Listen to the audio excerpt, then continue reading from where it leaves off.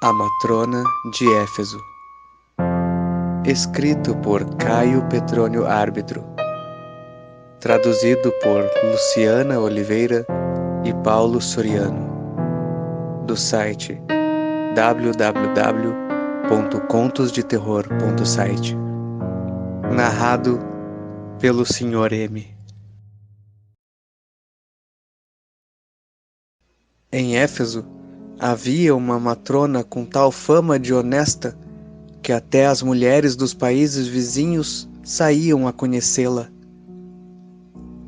Tendo perdido o marido, não se contentou, como é do costume do povo, em seguir o enterro com os cabelos em desordem, nem em golpear-se no peito desnudo diante dos olhos de todos, mas achou por bem acompanhar o seu finado marido até a tumba, e logo após sepultá-lo, segundo o costume dos gregos, no hipogeu, devotou-se a velar o corpo e a chorá-lo dia e noite. Seus pais e familiares não puderam fazê-la cessar aquela atitude que, levada ao desespero, havia de matá-la de fome. Até mesmo os magistrados desistiram do intento ao verem-se expulsos por ela.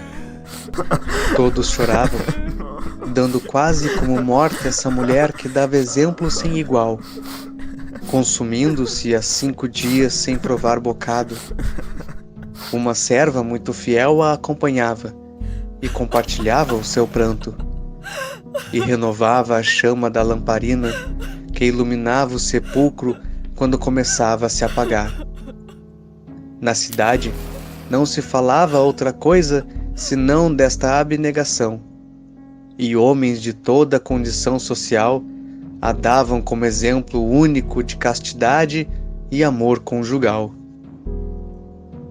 Naquela época, o governador da província ordenou crucificar vários ladrões próximos à tumba onde a matrona chorava, sem interrupção, a recente morte do seu marido.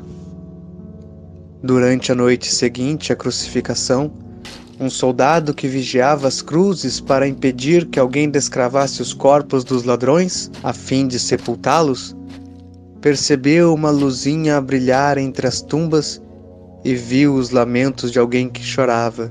Levado pela natural curiosidade humana, quis saber quem estava ali e o que fazia. Desceu à tumba e, descobrindo uma mulher de extraordinária beleza, ficou paralisado de medo, crendo estar frente a um fantasma ou a uma aparição. Mas quando viu o cadáver estendido e as lágrimas da mulher, de faces arranhadas por unhas, a sua impressão desvanecendo, deu-se conta de que estava diante de uma viúva que não achava consolo. Levou à tumba seu magro jantar de soldado e começou a induzir a aflita mulher que não se deixasse dominar por aquela dor inútil, nem enchesse o seu peito com lamentos sem sentido. A morte, disse ele, é o fim de tudo que vive. O sepulcro é a última morada de todos. Ele recorreu a tudo que se pôde dizer às almas perpassadas pela dor. Porém, esses conselhos de um desconhecido a exacerbava em seu padecer, e ela golpeava mais duramente o peito, arrancava mechas de cabelo e se jogava sobre o cadáver.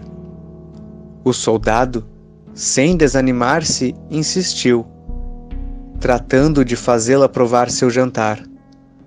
Ao fim, a serva, tentada pelo aroma do vinho, não pôde resistir ao convite e estendeu a mão ao que lhe era oferecido. E quando recobrou as forças com o alimento e a bebida, começou a atacar a teimosia da sua ama. De que te servirá tudo isso?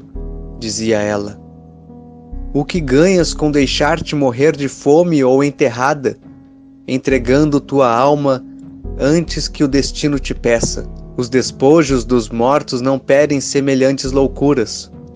Volta à vida, deixa de lado teu erro de mulher e aproveita, enquanto possível for, da luz do céu. O próprio cadáver que está ali tem que bastar para que vejas o belo da vida. Por que não escutas os conselhos de um amigo que te convida a comer algo e não te deixa morrer? Ao fim, a viúva, esgotada pelos dias de jejum, depôs sua obstinação e comeu e bebeu com a mesma ansiedade com que antes havia feito a servente. Sabe-se que um apetite satisfeito produz outros. O soldado, entusiasmado com seu primeiro êxito, investiu contra sua virtude com argumentos semelhantes. Não parece mau nem odioso este jovem, dizia a esposa, que antes era acusada pela serva que lhe repetia. Resistirás a um amor tão doce? Perderás os anos de juventude? Por que esperar mais tempo? A mulher, depois de haver satisfeito as necessidades do seu estômago, não deixou de satisfazer este apetite, e o soldado triunfou. Deitaram-se juntos no chão esta noite, e também no dia seguinte, e no outro, fechando bem as portas da cripta, de modo que se passasse por ali um familiar ou um desconhecido, acreditaria que a fiel esposa estaria morta sobre o cadáver do seu marido.